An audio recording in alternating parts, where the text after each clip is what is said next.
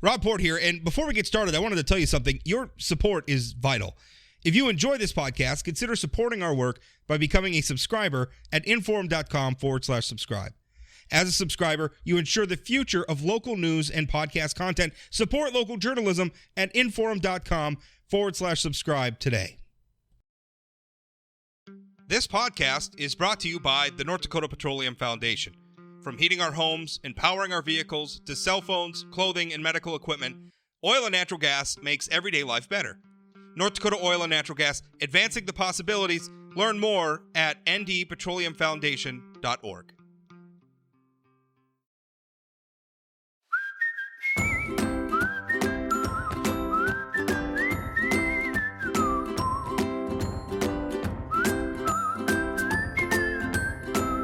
Welcome to Plain Talk and happy Friday. We're going to be talking in a moment about a border crisis. Although, as just before we started recording, I was telling my guest, Senator Kevin Cramer, that when we talk about a border crisis right now, normally everybody knows which border we're talking about, but now we have to be specific. We're going to talk about what's going on at the Canadian border, which it's not just happening in Ontario anymore. Right. It's come to North Dakota. A Pembina crossing, which is a vital crossing.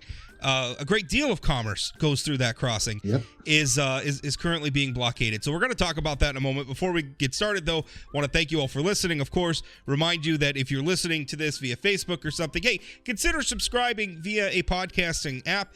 That way you'll get notified when there's new episodes. That helps me reach you, which I think is a good thing. Maybe you'll think it's a good thing, too. Also, want to encourage you to consider subscribing. My ability to do this podcast, my ability to write for a living, comes from revenues that we get from people who support our work by subscribing. So go to inforum.com/subscribe. And if you subscribe there, you're not just subscribing to the Fargo Forum. You get the Grand Forks Herald, Dickinson Press, Jamestown Sun. You get every publication. We got a whole bunch in Minnesota. Every publication that we create, you get to access when you subscribe. One subscription, $10 a month. It's totally worth it. All right. Senator Kevin Cramer, how you doing? I'm well, thanks. How are you doing? It seems like we just did this a week ago. We just did this a week ago, but we're trying to hit our cadence again. There you go. That's about time, and it's my fault. So yeah. I take full responsibility. No problem at all. So what's tell us? I mean, your view. I mean, obviously, I'm sure you've made phone calls, you've talked to people. Canada's our friendly, wonderful neighbors to the north are very important to us. We live right along their border here in North Dakota. We do all sorts of trade with them. There's agriculture products. Heck, we have North Dakotans and Canadians. I mean, you go up along my neck of the woods. I'm up in Minot. I know a lot of people who are North Dakota farmers who a large part of their farm is in Canada. And I'll tell you, this pandemic has not been fun for them, trying to get back and forth across the border and everything else. But now we have, they're calling it the trucker blockade, although it's not just truckers, but they're the ones leading the charge, I guess. They're shutting down roads. They're shutting down crossing points. I mean, it's to the point where we have auto manufacturers in the U.S. and Canada who are not. They're pausing production. This is a big deal. And obviously, unless you've been living under a rock, you know that their problem is the vaccine mandate. And Kevin, first of all, what's your take on this? I mean, what are you hearing?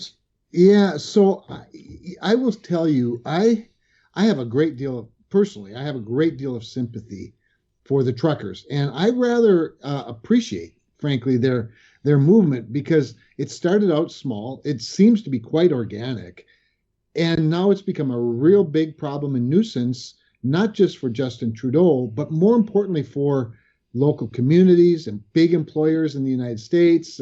Whether it's the automobile industry, which is obviously really important. And you talk about, by the way, the importance of the Pembina crossing, which is very important in the entire long border. It's one of the more important ones in terms of commerce. But the biggest one is in Michigan that crosses that bridge that crosses the lake there.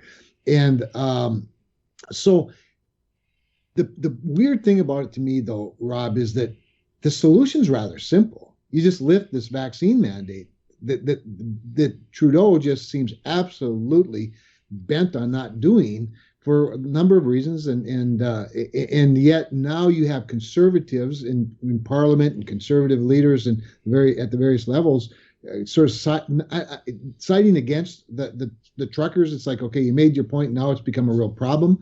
And yet they've made their point, but they haven't changed the policy yet.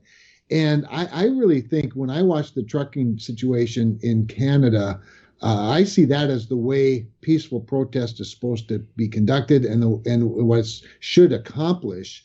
And I feel badly that these truckers aren't getting any relief yet because the whole economy of two countries requires this relief. Our agriculture commissioner, Doug Goring, has been speaking out about this just recently, and he made a really important point. I'm quoting now. This is what he said. Over 75% of U.S.-Canada trade moves by truck.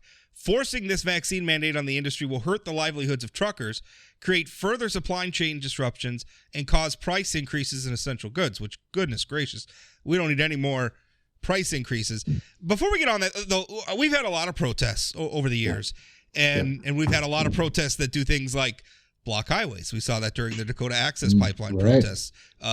We've seen them block highways. Black Lives Matter movement has blocked. It's become a tactic, and we were, I know you were, I was very critical. I don't want to put words in your mouth. I certainly was very critical of the Dakota Access Pipeline protest doing things like blocking roads. You know, I don't think it was fair to the people who were just trying to go about their business. I felt like you could make your point without doing that. Doesn't that apply here? Is it hypocritical to support the truckers blocking border crossings when we were very critical of people of DAPL protesters or Black Lives Matter protesters blocking roads in North Dakota or Minnesota? Well, first of all, sure, is it hypocritical? It can be, but everything's got a degree of inconvenience or a degree of harm. In the case of these truckers, the relief they're seeking is not difficult, and it's not even close to unreasonable. Now we can argue about that, I suppose, and certainly Justin Trudeau would, although I think at this point Justin Trudeau's temper tantrum is more over his hurt feelings and his pride than it is any reasonable outcome that he seeks with this crazy mandate. But all of that said, sure, perhaps, but here's what's really at stake in my mind, then the degree matters. These truckers, we're talking about their livelihoods. Not just their livelihoods, but the livelihoods of the businesses and the consumers on each end of whatever it is they're moving. And so it's a really big, important cause. And again, like I said, the remedy is very, very easy. So I have great sympathy. I don't mean that I don't have some criticism of it or that they couldn't be doing some things, that could accommodate trade while still making their point.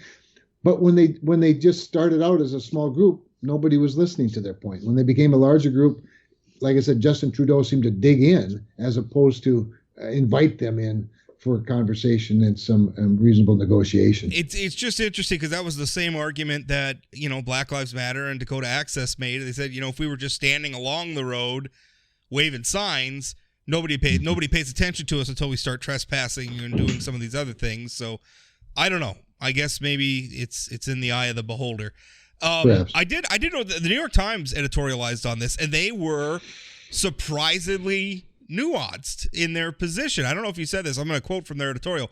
We disagree with the protesters' cause, but they have a right to be noisy and even disruptive. Protests are a necessary form of expression in a democratic society, particularly for those whose opinions do not command broad popular support. Governments have a responsibility to prevent violence by protesters, but they must be willing to accept some degree of disruption by those seeking to be heard.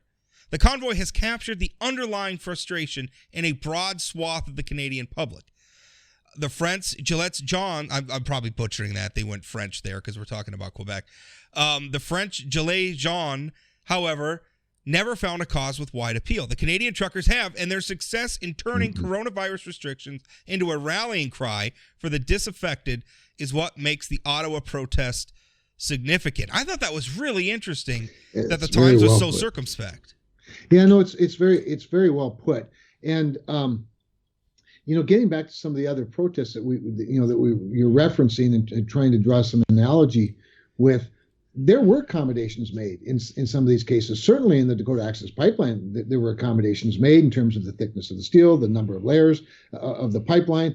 the depth of it underneath the floor of the Missouri River, the considerations of other locations. I mean, it was just at some point the protesters didn't seem to want to. Were never satisfied with any of the outcomes, and yet at least they were listened to and accommodations were made. In this case, I'm just sort of baffled by how dug in Justin Trudeau and the Canadian government seem to be. But Rob, so let's because how this could play out, who knows? But there's this concern now that they're going to bring this same type of protest to the United States, or the U.S.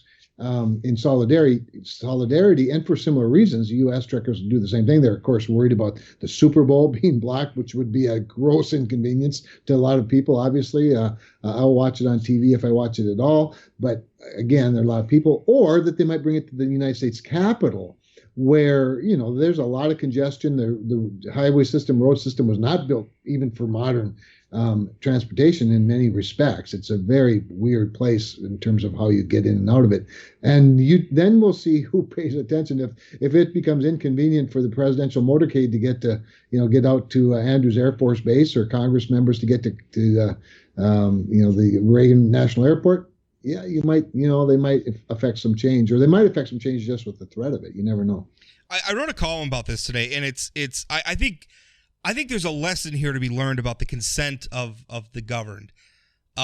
Because we heard a lot throughout the pandemic, and we certainly saw Governor Burgum here in North Dakota, came under fire because, he's not listening to he had public health, state health officers resign.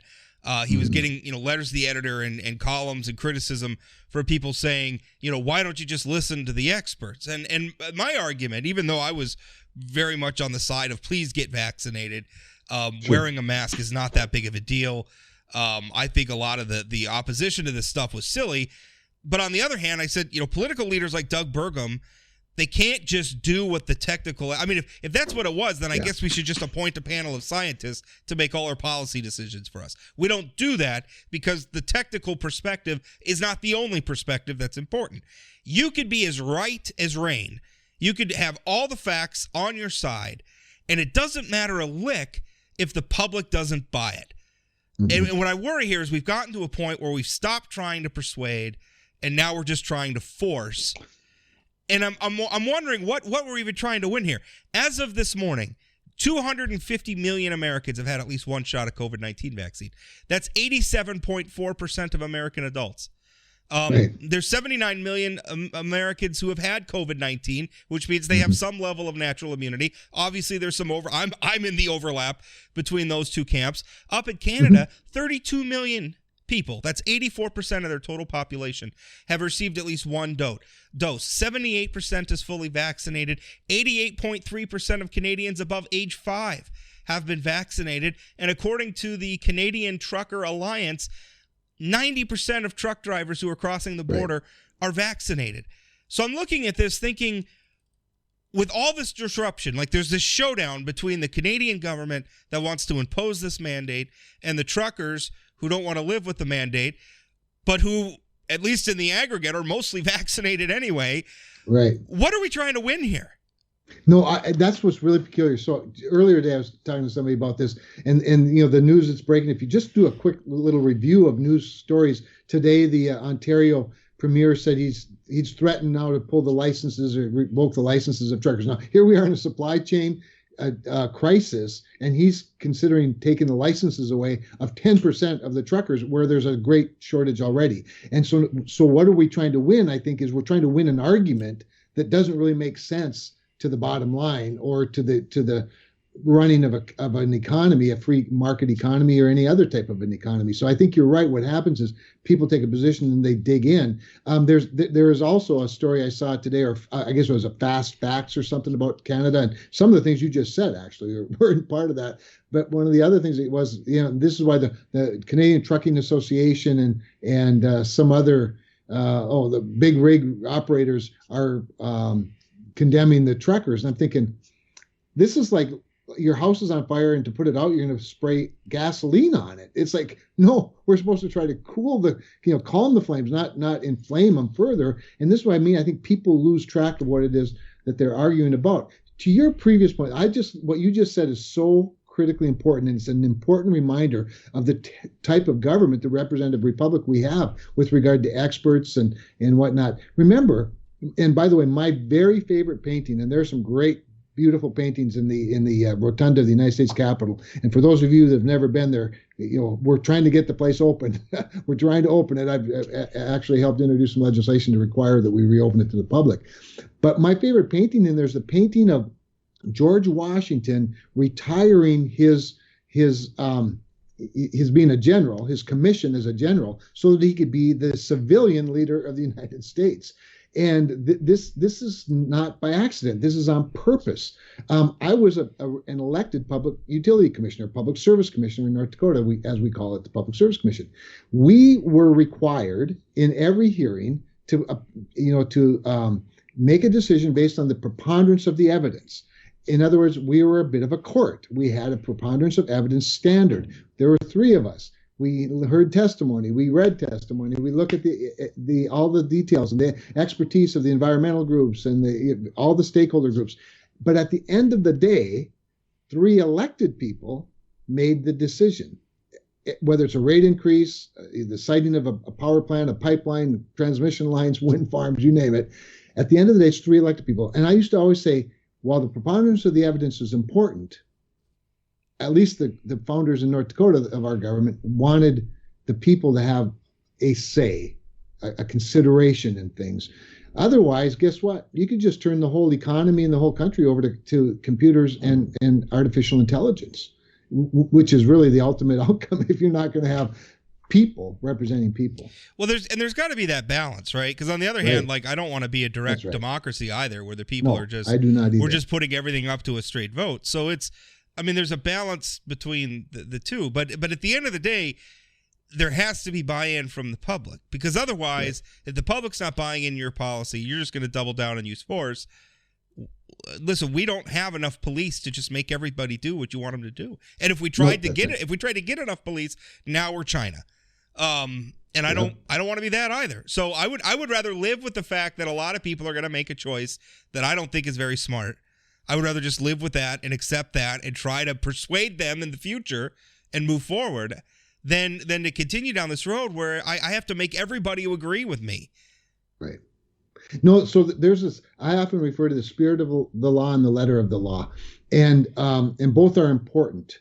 And the spirit of the law is oftentimes dictated by the circumstance of a situation. And the letter of the law is on paper. And it's really easy to follow the letter of the law, except that it's not very practical most of the time, and certainly not in our culture and in our system, which is so exceptional. So balance is always the right word, I think. And if we get too hung up on one side or the other, you're right. We don't want a pure democracy. That's not what we have. We have a representative republic that's built on a really good constitutional foundation. And there are ways to change that, too, if it becomes necessary. But I think you and I probably largely agree on this. It's during these times when the constitutional questions oftentimes come up, you have to look through this lens and decide. Let's face it. There are 9 Supreme Court justices for a reason. And as I often tell people that disagree with 4 or 5 judges, or they might disagree with 5 of the 4 judges, and the other 4 or 5 are complete morons. Well, no, they're just 9 Supreme Court justices where we have to have an odd number, because even when considering laws in the context of the Constitution as the final arbiter, your perspective and your opinion comes to play.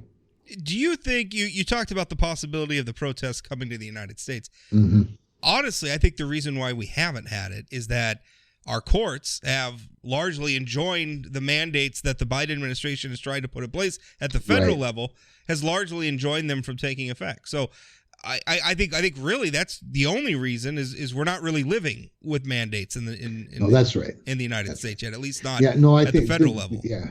No, very good point, Rob. I could see something, along the border. It could be, based on a mandate at the border where the federal government, may have more jurisdiction. But you're right. It would be more of a solidarity movement, probably more here than anything, if it were to happen. Well, and those Americans who are maybe protesting the Canadian policy because they have to cross into Canada to work because they're truckers or what have you. I mean, what can we do? I mean, at this point, is our role as Americans just to watch this play out in Canada? I mean, they're a sovereign nation. I mean, what sort of is there diplomacy can we do? And I'm not very hopeful that the Biden administration is going to want to intervene anyway. But what can we do as Americans? No, I think therein lies the problem. So we can only affect our government and our government's response to it.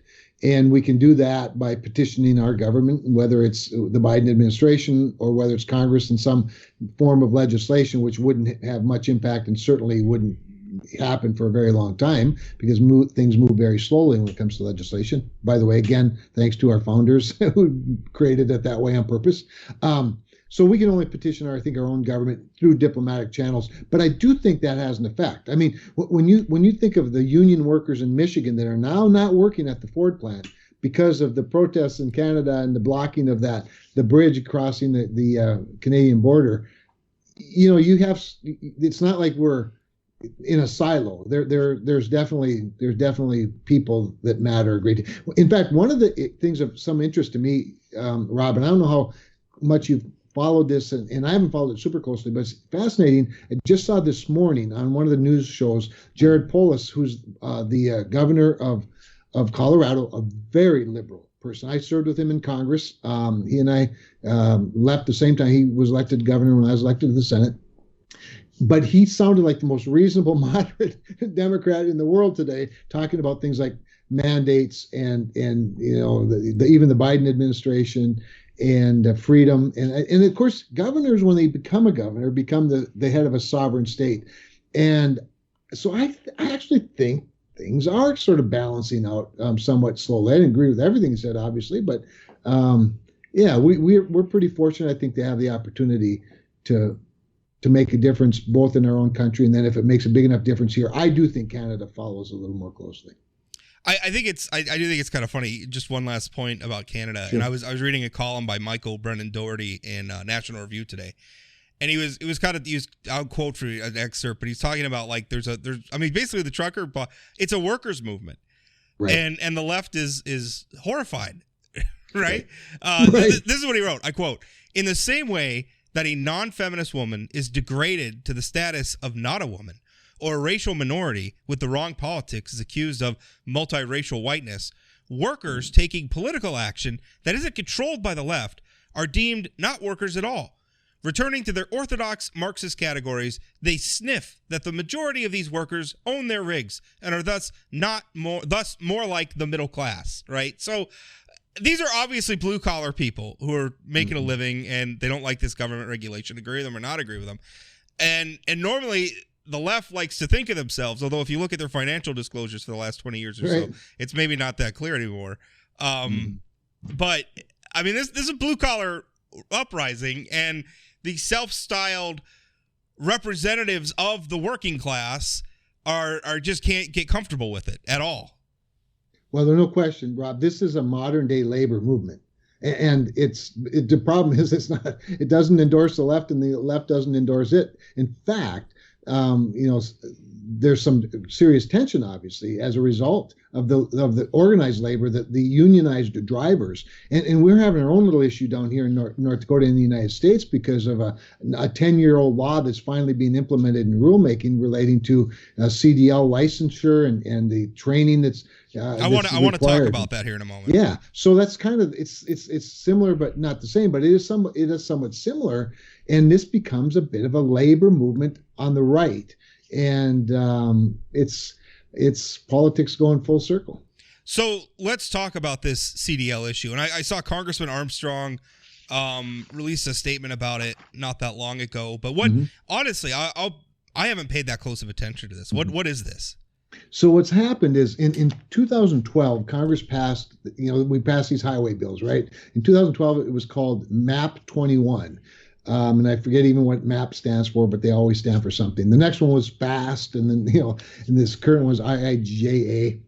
But this was MAP there's got to be an app or something congressional staffers use to come up with the acronyms, because I don't think Rob, I don't allow them. So when I tell my people, when they start talking to me, I say either get me a thesaurus or say it out loud. Anyway, the whole word. Anyway, so MAP 21 was the highway bill in 2012, which required this additional layer of training. And the people might be surprised at this, but the biggest layer of training that became a problem was classroom. In other words, a lot of CDLs, that's commercial driver's licenses, what you need to drive a school bus. And there's a class B one and a class C one and all this stuff, all these categories, right? All these layers. Well, to get a CDL, you have to, pass a driver's test with a big rig or a school bus, or again, depending on what kind of license. Well, they required then in this bill in 2012 a rule that would lead to a mandatory classroom training. And it's that mandatory classroom training that has created this shortage of drivers. It also changed some of the criteria, but when the rule came into effect, which was like a week ago, that rule grandfathers everybody in that's already licensed. So it doesn't affect that, it just affects going forward. But how you enforce a rule is this, again, back to that nuance thing, spirit of the law and letter of the law. How you endorse a rule or enforce a rule makes a difference as well as the rule itself. The timing couldn't be worse. My gosh, we're in this supply chain crisis, and suddenly about 15% of the drivers coming in to get a CDL don't meet the requirements. And we are short of trainers, and we have like 40 trainers in North Dakota, but only 4 of them are available to the public. The rest are all sort of private industry, has their own. Favors sort of the unions, favors the big trucking companies. Remember the electronic logging device issue a few years ago? Besides stepping on sort of personal privacy, again, it was easy for big trucking companies to comply with, more difficult for the independent truckers to comply with. And so this is the law that's now the rule that's being implemented, and has everybody up in arms. Now, on the one hand, it's been around for 10 years, and we knew it was coming. In fact, it's been delayed by 2 years. It was supposed to be put into effect in 2020. Obviously, that would have been really bad timing. But I don't think this is any better timing, Rob. So now, what's the relief being sought? Well, the relief being sought by some is to just pass a law that repeals the whole thing. Well, we know that's not going to happen. The unions don't want that to happen. The big corporations don't want that to happen.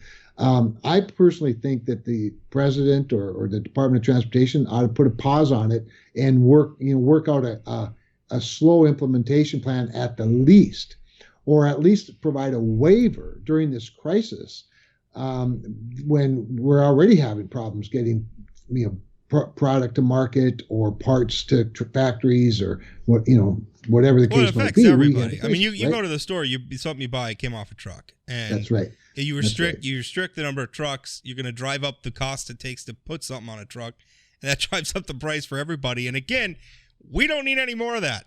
Enough's enough. We don't need any more of that. Yeah, man. So yeah, you're right. You're exactly right. So it's got the exact opposite effect of what you would hope to have. Now, we did in this bipartisan infrastructure bill, Infrastructure Investment and Jobs Act, we did put a pilot program into language that allows an apprenticeship program and training program for 18-year-olds. But Rob, I don't know how this is all going to play out, but I do know this. That there's now a new market demand, whether you like the standard or not. And I don't think the standard should apply to the traditional farm or the one truck, one person shop, independent drivers. There should be categories where there are waivers allowed. But setting that aside for a minute, the fact is there's now a demand for trainers to train drivers. That looks to me like an opportunity for 1 or 2 more of our colleges or universities. You have the Polytechnical Institute here at Bismarck State College. Dickinson State, I think, has, or at least it used to have a CDL driving classes, and I think Wapton does. But we need more. And the problem with going to a private one is it can cost as much as $2,500. That might not seem like a lot for an education, but if you're barely making it in inflationary times, that's a hell of a lot. So I think a year or 2 from now, maybe this logjam gets opened up by entrepreneurs meeting the demand. I certainly hope so. In the meantime, I do think the state is doing some things. I know the state is. They're trying to provide more training opportunities. I don't know that they can change the law or lower the standard, but they can. But they do have some resources. I know that they're working on it. In the meantime, it's a crisis at a really awful time. Let's finish up talking about the Olympics a little bit. You watched it at all? Not really. Here it's funny. Okay, now I'm about to admit a lot of things that people probably don't know. The one I keep basically 2 TV channels on my TVs, particularly when I'm working and in my offices. And one is on CNBC, and the other one's Fox Business. I like the business networks more than I can't stand the 24-hour political cycle. That might not surprise you.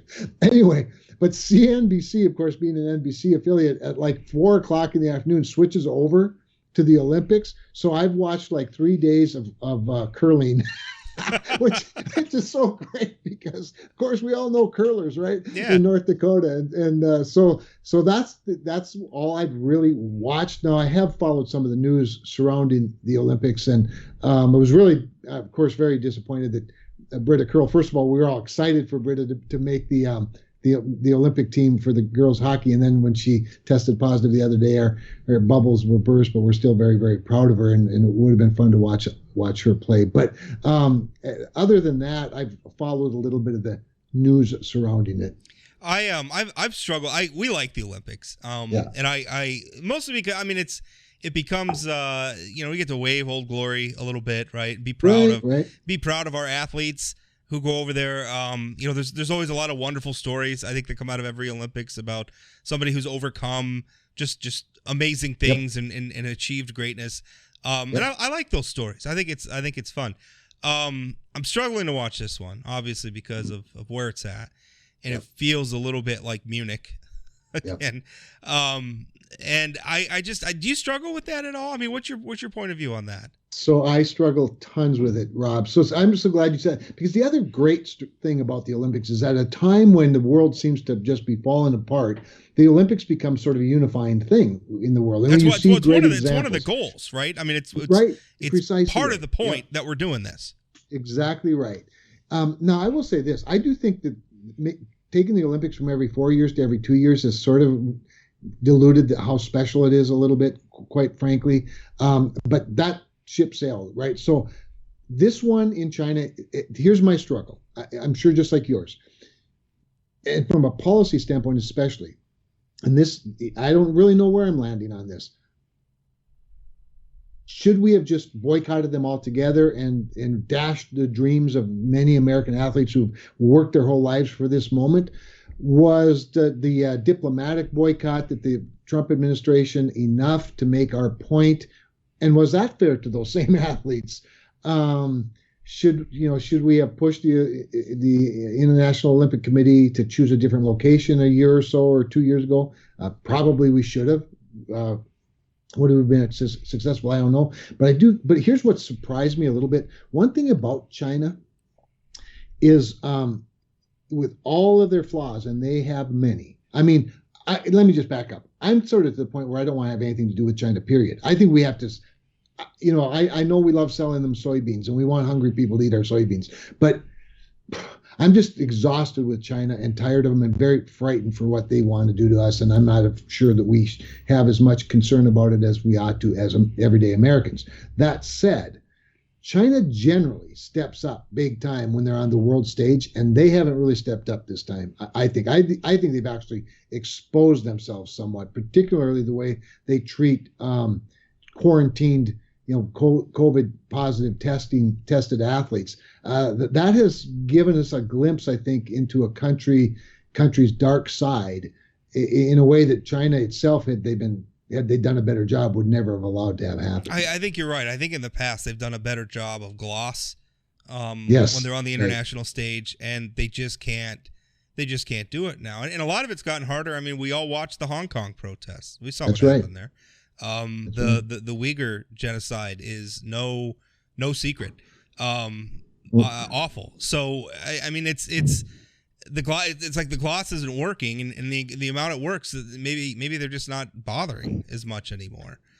I think that's I think you're probably right, and Xi Jinping, I'm afraid, feels a little bit emboldened, much like Vladimir Putin does, by America's weakness on that same global stage right now, and so they're sort of a swagger they don't deserve to have, and we shouldn't give it to them.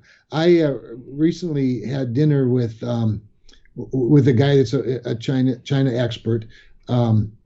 His name is Matt Pottinger, and some people might remember Matt. If you look him up, you'll find him quickly. He's actually been banished from China. He was a deputy national security advisor to President Trump. I aspire to be banned in China one day. You should. I might be. I should check. I don't even know. Let's work on it today. Yeah. But Matt is, he was, like I said, deputy national security advisor. He's at the Hoover Institute now. Great young guy. In fact, he'd be a wonderful person for your podcast. He doesn't do a lot of that sort of thing, but he'd be a good one. Let's just say that. If I could arrange it for you, I'd be happy to try. But and ask him these questions, because he takes a pretty tough stance on these things, and he's sort of to that point where, and I don't want to speak for him, but from what he shared with me, where we need to take a harder line and be more suspicious, not less suspicious. We have a tendency to rationalize sometimes, like I just said earlier. Don't we all want to sell more soybeans to China? Gee, isn't that great for us? This Fufang thing going on in Grand Forks, the investment by Chinese investors into a business in our state near the Grand Forks Air Force Base, or at least in the county, in the neighborhood. We sort of want to find a good reason to be for it.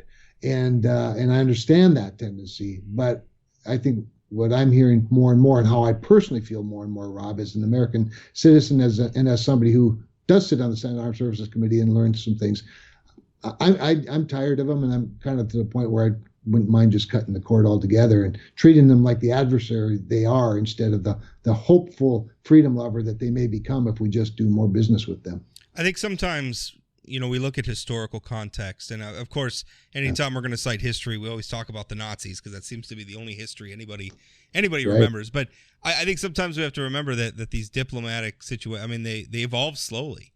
I don't think, even when it was the Nazis, it's shame. Maybe it's shameful to say, but a lot of people were slow to sort of recognize it for the evil that it was, and no question. But I do feel like we're starting. The State Investment Board in North Dakota this week, finally they're pulling investment out of Alibaba, which is a big Chinese. So there's some movement on this to recognize that it can't just be business as usual. And I understand why we're doing it. For a long time, a lot of people, I know you've said, you did, I did, believed that the key to China was to trade with them, right? Tie their economic interests to ours. Try to tie, we're going to send our basketball players there. We're going to send our football there. We're going to send, all these things and show them this is how wonderful it is when you live in a free society. And it hasn't worked. No. In fact, they've latched onto those things and now have become leverage points against us. So there comes a time where I don't want a war. I don't want anything like that. But there comes a point where we just got to stand and be the nation the rest of the world needs us to be. No, they've ridden on our legitimacy, and you're exactly right. We didn't change them. If anything, they changed us, and that's very unfortunate. And we have to be more cognizant of it. What's going on in Ukraine is somewhat of an example of that. You find even some of my younger colleagues who every now and then, when they say certain things like, well, gee, it's, why shouldn't Russia take Ukraine? It's on their border and it was theirs in the first place. And I'm exaggerating slightly, but I think to myself, you weren't born during the Cold War. And that's hard for me to accept. That means I'm a lot older than I want to think I am.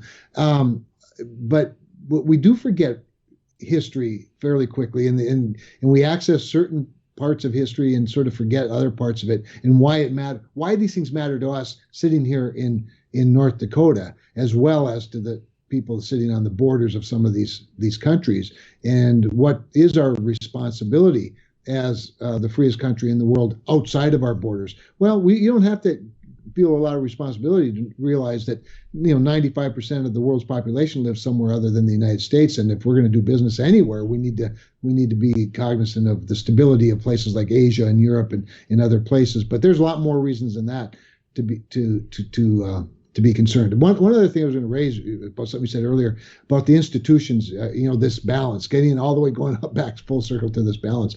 There's a wonderful speech, if you've never read it, and if people are interested that like to seek this sort of balance. There's a wonderful speech that Abraham Lincoln gave when he was like a 26-year-old attorney to a group of attorneys called the Lyceum speech, where and maybe you and I have talked about this before, where he warns against a pure democracy and other warns against the tendency to mob rule and to provide and to trust the institutions. Now, sometimes our institutions, let us down, and then we have to step up and go against them. I think that's sort of where we are right now, Rob, and I think the trucking situation is one of those areas where, again, you said it best. There's got to be a balance. Well, I think at some point, instead of asking why won't these idiots get vaccinated, and let me just be clear, I am 100% vaccinated. Yeah. I think you should get vaccinated. I don't think that you should listen to my advice on getting vaccinated. I think that you should talk to your doctor, who will almost certainly tell you to go get vaccinated. But you should find a doctor you trust. Talk to them. Stop taking your medical advice from Facebook or politicians or some pundit who has more vested in titillating his audience than he does maybe giving you sound advice. Anyway, getting off that soapbox for a moment. Sure. We need to ask ourselves, why are they not listening? Not, hey, why aren't these idiots getting vaccinated? Why don't they trust what they're being told? And I don't think we're spending near enough time with that. Why people don't trust the news media, why people don't trust the public health experts. What's happened? And how do we repair that? Because if we repair that, then maybe we can get back to a point where, gosh, we trust our institutions, and if they say we got to do this, we're going to do this. We got to get back to being a high trust society again. Boy, that's a fact. So how do we do that? So I think, you doing your podcast and having as many elected officials on it as possible is one of the contributions to that, Rob. And I think trust is built by relationships, which are built by communicating with one another. And right now, we don't communicate with one another. We just communicate with ourselves.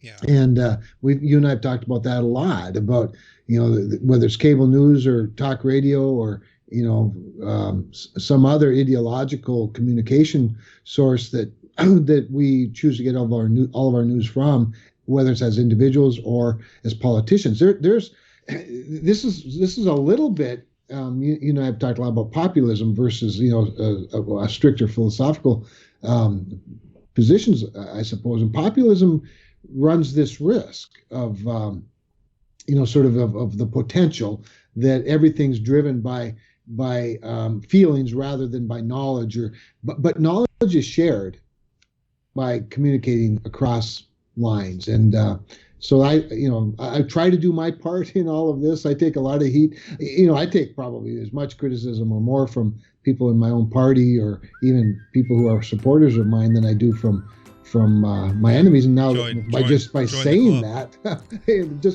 out loud, I mean, there's going to be a bunch of people going, I knew he was a rhino, all along. Yeah. And but yet talk, let's just talk more. I agree. Well, Senator, thank you so much for your time. Appreciate it. Have a wonderful weekend and watch some Olympics. I'm going to. You've inspired me.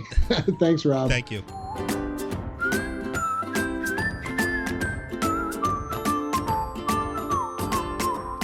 Enjoying this podcast? If you want more, support our work with a subscription at inforum.com/subscribe. Your support allows us to continue providing the local news and the variety of podcast content you want. Subscribe at inforum.com/subscribe today.